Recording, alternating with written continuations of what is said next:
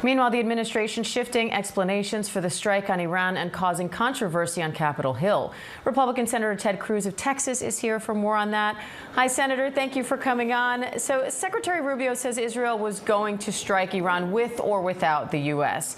Democratic Senator Mark Warner says there was no imminent threat to the U.S. There was a threat to Israel. And if we equate a threat to Israel to an imminent threat to the U.S., we're in uncharted territory. What's your response to that?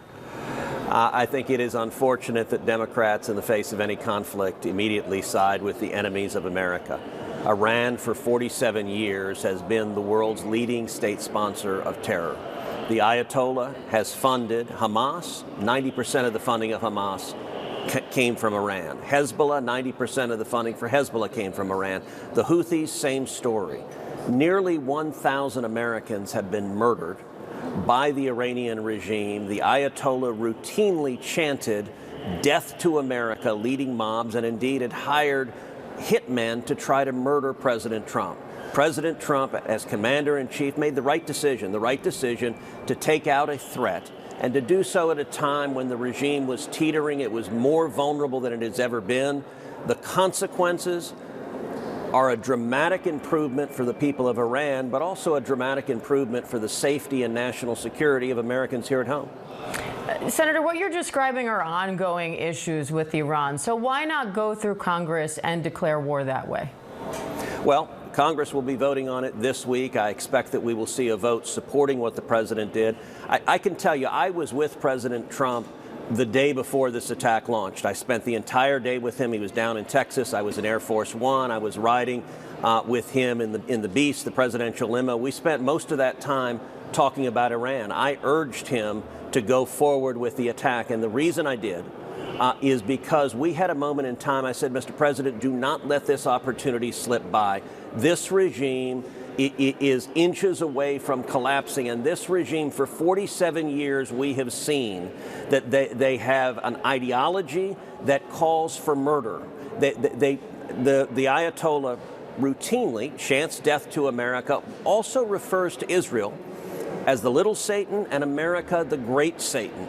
There is a reason last year that President Trump ordered B-2 bombers to take out Iran's nuclear weapons facilities, because if Iran were to acquire nuclear weapons, I think the odds are unacceptably too high. They would use nuclear weapons and potentially kill hundreds of thousands of Americans. And so the president did this to keep Americans safe. Some of President Trump's longtime supporters are raising concerns. Tucker Carlson says it's pretty clear we're not going to gain anything more in Iran because no one has explained what we are there to gain. I hear you laughing. Are you concerned, though, that this could hurt Republicans, especially if this war drags into the midterms? You're making me laugh because Tucker Carlson, unfortunately, has lost his mind. He is not a longtime supporter of Donald Trump on foreign policy. He has spent the entire second administration of President Trump attacking President Trump. He has become a left-wing isolationist. Tucker Carlson's views on foreign policy are exactly the same as Kamala Harris's. Both of them are praising Iran, are blasting President Trump for taking out the Ayatollah. Look, Joe Biden and Kamala Harris flowed over $100 billion to the Ayatollah and to Iran, and they used that money to murder Americans, to carry out acts of terror, to fund the death squads on October 7th. And so there is a small fringe group of isolationists on the right, but I think it is a fringe group, and I'll tell you, I'm proud to be supporting President Trump. He made, I believe, his single most consequential decision as commander-in-chief when he made the decision to go and take out the Ayatollah, take out these leaders who have been trying for nearly 50 years to kill Americans. And tragically, they have succeeded year after year after year in killing Americans. I want to ask you about the primaries, too, because your fellow Texas Senator John Cornyn's facing a primary battle with State Attorney General Ken Paxton and Congressman Wesley Hunt. Those votes are set to be counted tonight, but you haven't endorsed Cornyn or anyone else in that race. Why not? Well, all three of them are friends of mine. I know all three of them well. I've worked with them closely. I've endorsed all three of them in previous races. I've campaigned with all three of them. And so I'm staying out of this. I've cast my vote already, but I trust the voters of Texas. I think it is virtually a certainty that this race will go into a runoff. And so 60 days from now, the voters will choose the Republican nominee, and I trust the voters of Texas. So far, early voting data shows higher Democratic turnout than Republican. Are you concerned about that? Absolutely. Look, I'm very concerned about the election in November. Historically, the out of power party often has an advantage in an off-year election because many of them are angry, they're ticked off, they're energized, and more likely to show up. I think this year is unbelievably consequential, this November election, but it's going to come down to turnout. And I believe that President Trump's State of the Union address, I thought, was a fantastic explanation of the really historic victories that we have won over the past year. Last year has been one of the most consequential years of our lifetimes. On border security, we've seen illegal border crossings drop 99%. On crime, we've seen murder rates nationwide dropping 20%. We have seen people dying of drug overdoses plummeting 20%. That means thousands of Americans are alive because of the successes we've had securing the border and fighting narco traffickers. We've also seen on the economy, we've passed the biggest tax cut in history. And I'll tell you what I'm really proud of, Diane, two provisions that were in that bill, both of which I wrote. Number one, the biggest school choice program ever enacted.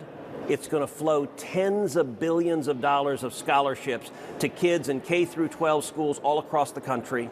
And number two, what are now called the Trump accounts, which is going to enable kids all across the country to invest and save and accumulate, invest in the stock market in tax advantage accounts. It gives $1,000 to all newborn babies in the S&P 500. That is going to transform the future for those kids, and it's also going to create a whole new generation of capitalists. If we can convey that record of success to the voters, I think November will be a very good year for Republicans, but that's a big if. We've got to convey that record. It's got to be heard. And Senator, I know you're holding an advocacy day for the federal version of Trey's Law today. That aims to make non-disclosure agreements related to child sexual abuse and trafficking void. Why is that so important to you, and how much support is there in Congress to pass it? Well, I think there's enormous support. Tragically, we see an epidemic of child sexual abuse. Every 9 minutes, another child is sexually assaulted in America. 1 in 4 girls will be sexually assaulted before she turns 18. 1 in 6 boys will be sexually assaulted before he turns 18. And we have seen far too many non-disclosure agreements where the predator tries to silence the victim. That is wrong. Trey's Law is named for a Texan, Trey Carlock, who tragically was sexually abused at a summer camp.